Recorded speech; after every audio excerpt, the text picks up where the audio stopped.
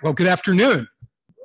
So to the folks online, live from 721 University Avenue in sunny Syracuse, New York, it's time for Boost the CUSE. My name is Gene Anderson, and I have the privilege of serving as Dean of the Whitman School, which basically means it's my job to ensure that the value of a degree from the school is as high as possible and continues to increase.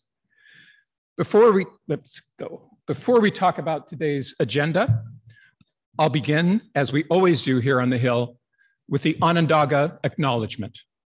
So I acknowledge with respect the Onondaga Nation, firekeepers of the Haudenosaunee, the indigenous people on whose ancestral lands Syracuse University now stands. Our agenda for today is a simple one: to provide a brief update on the school's trajectory, on how your support has made our progress possible, and ways in which you can help us to continue the school's remarkable momentum. The core measures of any academic institution are the strengths of its people and its programs. The Whitman School has been pursuing its 2017 strategic plan with creativity and determination, and our investments are now starting to yield substantial returns in each of these three crucial areas: faculty, where we've seen exceptional growth and productivity; students, where there's rising quality and demand; and programs, where we've had mission-driven innovation of all kinds. First, with regards to faculty, the school has now hired 24 full-time faculty in the last 5 years, for a net increase of 9, and has 4 additional positions open in accounting and finance for the current year, making for a total increase of 13, a nearly 20% increase in faculty strength in the school. More importantly, there has been a strong focus on hiring faculty with expertise that aligns with our mission of being a go-to school for future-ready talent and ideas. So nearly all of these hires have research and/or teaching interests focused on mission-driven topics such as business analytics, innovation, entrepreneurship, and diversity and inclusion. This year's incoming class of new faculty is no exception. You see them here. We have Willie Reddick, who just joined us in accounting, has strong focus on accounting analytics; Ariel Newman, who does work on entrepreneurship with refugees; Tianya Zhao, who's joined us, who returned to us in finance to teach in the finance department; Rachel Goodwin, who does work on women and gender in organizations; and Jamie Perry, who works on diversity in teams. We're very excited to have all 5 of these faculty join us this year. Another indication of the increasing return on the investments we've been making in faculty and faculty support can be seen in the rising productivity of our faculty over time. So here are these 2 lines. The orange line there is a count of all peer-reviewed articles published in each of the last 5 years, which you can see moves from the low 30s to the low 80s over the time period. Whether or not we're going to be able to keep that up, that'll be an interesting question, but it's a great chart to look at this year. And then the line below it is a count of articles that faculty have categorized as being premier. So they're the very top articles in the fields of accounting, entrepreneurship, finance, marketing, and management. And you can see the count there has risen also from the low teens to about 20. So very excited to see that kind of increase in thought leadership by the Whitman faculty. Turning to the student side, we've also been enjoying increased interest and really experiencing increased quality and record demand from our students. And here's just a few numbers to help illustrate that. The first one, 6,543, is the count of first-year undergraduate applications that the school received this year, an increase of 36% from the previous year. And the whole university went up. The university, I think, generally was up about 25%, but demand for Whitman and Whitman's programs was even stronger, which is something I think we can all be very proud of. We also have the largest and most diverse, really, matriculating class this year. 486 students, 46% now of whom are women, compared to just 36% 5 years ago, and 22% are underrepresented minorities. And I just learned this morning that the university GMAT, we don't know the school's GMAT yet, but the university GMAT rose to 1304 this year. And it is a test optional year, so you got to take that in stride, but that's a 44-point increase in the average GMAT for students entering the university. And so I apologize if that makes any of the alumni out there nervous that they might not be able to get in, but keep in mind the goal of a university is to become a place where the alumni can no longer be admitted, and the faculty can no longer get tenure. Finally, I want to point out that our graduate student enrollments are also the highest that they've been in recent years. As our residential graduate students, we have 131 incoming MBA and MS students, and this is relative to 108 last year and a high during the last 5 years of 126. So again, great to see the rising student quality and record demand that the school has been experiencing in the last year. Moving to programs, in terms of the Whitman School's degree programs, we've been continuing to build on the school's strong tradition of interdisciplinary programs and further leveraging the richness of our sister schools and colleges here at the university. So some recent examples to highlight this. We welcomed our first students in the last couple of years to new dual degrees with arts and sciences and with Maxwell. And we've also, and so those add to the portfolio of dual and combined degrees that we have with the iSchool, with Newhouse, and with engineering. We've also added new dual master's programs, one with Maxwell, a combination master's in finance and master of arts in international relations. And then the world's first online JD MBA with the School of Law. We've also been working with the College of Professional Studies to expand our online portfolio and launched our first, where we're getting ready to launch our first undergraduate business degree, business professional studies in management studies with the College of Professional Studies. So very excited to see that innovation going on as well. And then another very exciting kind of cross-disciplinary within the business school innovation is the launch last year of our new major in business analytics, which has already got very strong traction among our students. You know, each year we have toward the end of the year the sophomores and so on declare their majors, and I think they got about a 2 or 3% share of the total this year, but we expect that to rise over the next couple of years. I think it will very quickly become the 4th largest major in the school, behind stalwarts such as finance, marketing, and accounting. So very excited about that innovation as well. So looking ahead, so our priorities for the current academic year include the following. So number one, in line with our mission to prepare students to be ready when they enter this incredibly fast-changing world, is to take another look, given the pandemic and everything that has accelerated out there, to ensure that all of our degree programs and majors meet the kinds of future-ready learning objectives that our mission commits us to.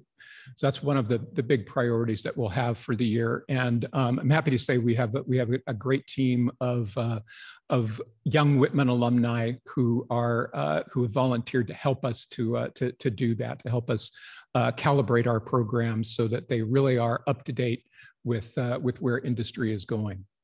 Number two is to continue to expand our portfolio of online and interdisciplinary programs.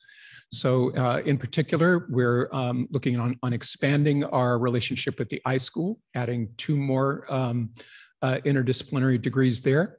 We're also talking to our neighbors over at Upstate to add a new MD, MBA option to our residential MBA. Very excited about that potentiality.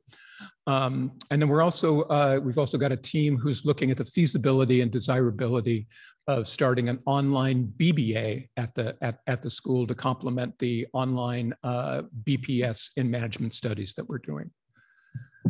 Our third priority for the year, we have our most important resource is our faculty. And so we're very committed to ensuring that we have the right development and support in place for faculty.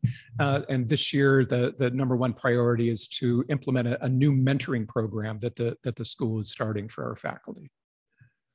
Our fourth priority is to continue to accelerate the school and university DEIA initiatives. The school has been a leader here on campus. Last year, for example, we launched Diversity EDU inclusive skill modules for all of our faculty, staff, and students, and that has now been adopted broadly by the rest of the university. For this year, we're continuing with the many efforts that we have in place to recruit diverse students, staff, and faculty, to create a culture of belonging here at the school when they arrive. And we're even starting a new pipeline program this year, a Future Leaders program that is targeted at Syracuse high schools and trying to help them with college career preparation and professional development. So lots of great efforts being made in this area, a very important one for us as we move forward. And then finally, the fifth one, one that we're kind of all crossing our fingers and hoping we're able to do, is to really get back to experiential learning in New York City and internationally. And so one of the efforts there that we're doing to kind of level up our experiential learning activities is we've appointed our first academic director of business education and experience for SU London.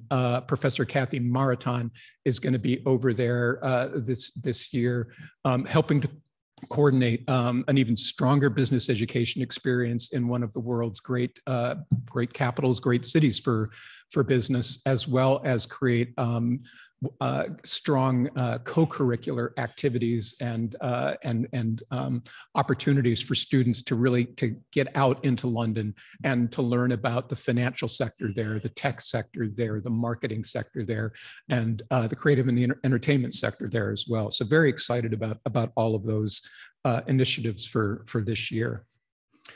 So before I move on, I just want to say, so that kind of concludes the update part. And I hope that is a helpful update on our progress and current priorities. I hope that you feel as proud as I do of the momentum that the school has established and that of the trajectory that our community is on. And I also hope, I want you to know that, I want the alumni in particular to know that we feel incredibly grateful. We have very high aspirations for Whitman, for our faculty, for our students, for our programs, but we could not dream as big or have achieved so much without the generous support of our alumni in terms of their time, talent, and treasure. And I know I speak for all of our faculty, staff, and students, current students, when I say how appreciative and grateful we all are for the enthusiastic and generous support that we receive from the Orange Whitman Network. And continuing that Orange tradition of giving back is what today is all about. So I'd like to close with 2 final asks, or additional asks, I guess. They're not final, we'll be back. At the end, so the first one, at the end of the day, it's all about jobs. So we would love to have your support for placement for our students, for our undergraduate students, for our master's students. And so in particular, if your firm has summer internship or full-time positions that are opportunities that we could place in front of some of the great students that we have here at Whitman, please let us know. Contact Kara Primrose, who's our Director of Career Services. Her email address is right there. It's kprimros@syr.edu. Kara and her team, I assure you, are looking forward to hearing from you. You can also help us by engaging with our students in other ways. And in particular, we're looking for more of our alumni who are willing and have the time to be Orange mentors to our students, to help answer career questions that they have, and to help us prepare our students for what's to come as they search for internships and full-time placement. And so for that, if you could get in touch with Allison Kessler, who's our Director of Alumni Relations, who oversees that program, and her email is there on the slide as well, ahkessle@syr.edu. And then of course, I'm not going to be shy today. It's Boost the CUSE Day, so we would look forward to your gifts of financial support as well. I hope that you will take time today to make a gift in support of the school, of our students, of our faculty, and our programs during Boost the CUSE. And I just want to add, this is one of those times and places where size doesn't matter. Your gift, no matter the size, is going to help us to move the needle on attracting, retaining, and supporting outstanding students and faculty, and continuing to innovate in all of our programs. I should also note that participation will help with the university's ranking. Polls like US News include alumni participation in giving as one of the elements in their formulas. And Syracuse University's is at about 11%. And frankly, that number could be a lot higher and needs to be a lot higher. So whether you can include us in your philanthropy for $20 or $20,000, both gifts count the same when it comes to raising the university's reputation, in addition to helping the school and the university with their priorities. So finally, if you're giving online, you'll find there are 3 general categories of need, and a number of different options under the 3rd category. The first one is the Dean's Fund. This is a fund that basically allows me to say yes to great ideas, wherever they come from within the school. And most of those funds in the last few years have gone to 5 areas. They've gone to curriculum innovation. We run a grant program where faculty who have great ideas can come forward and propose new courses, new learning activities within those courses, and so we want to be able to fund those. It's gone to experiential learning, sending students to Mexico or to China to learn about business there. It's gone to supporting faculty research on things like business analytics, on entrepreneurship and innovation, on diversity and inclusion in organizations and markets. And then of course, it's gone to scholarships, especially during some of the hard times that COVID has created. And it also goes, when we're able to do study abroad, to supporting our students in study abroad. So those are some of the ways in which you can give. We also, there's an undergraduate scholarship fund.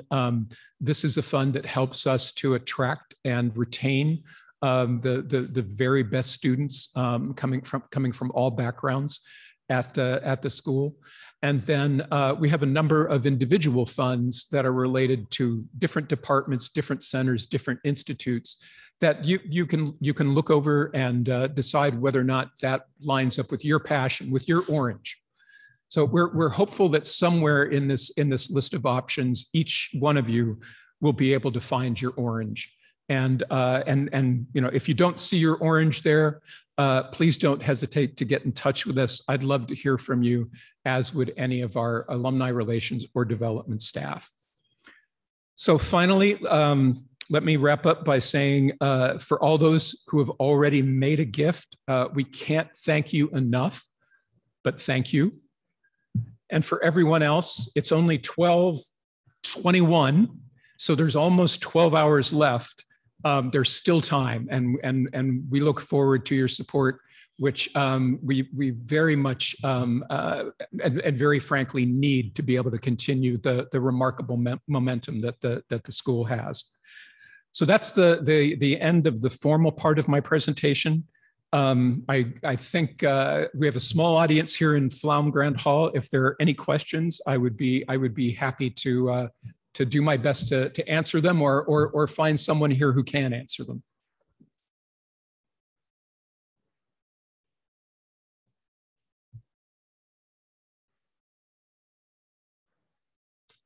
Okay.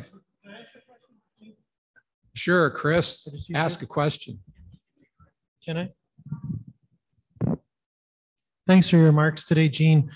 Just a quick clarification here on the Boost the CUSE giving today. So let's say if I clicked in, and what I hear you saying is, if I just click in and go in and on the top level and say, I want to give to Syracuse, is my gift automatically going to come to Whitman, or do I need to just make sure I specify I want it to come to Whitman? Just curious. Right. Well, you being our development officer, you know better than I do how the website is set up. I look to you for guidance in so many things. My suggestion would be to look very carefully to see that you'll find as you look through the website that you can go and give a gift to any of the university schools and colleges, or to athletics, for example.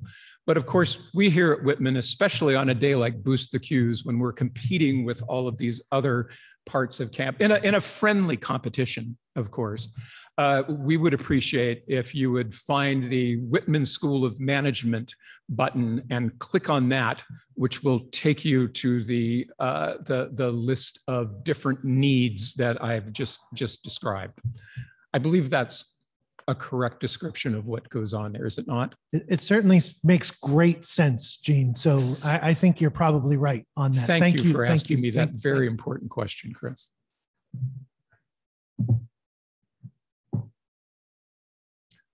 All right, then. Well, seeing that there are no further questions, I want to thank everyone for taking time to be with us today. And once again, I want to thank our alumni and supporters out there for all the ways in which you support Whitman and SU. We have very, very high aspirations for the school, for our students, for our faculty and staff, but we couldn't hope to attain those goals and aspirations without your help. And again, we can't thank you enough, but once again, thank you. Go Orange.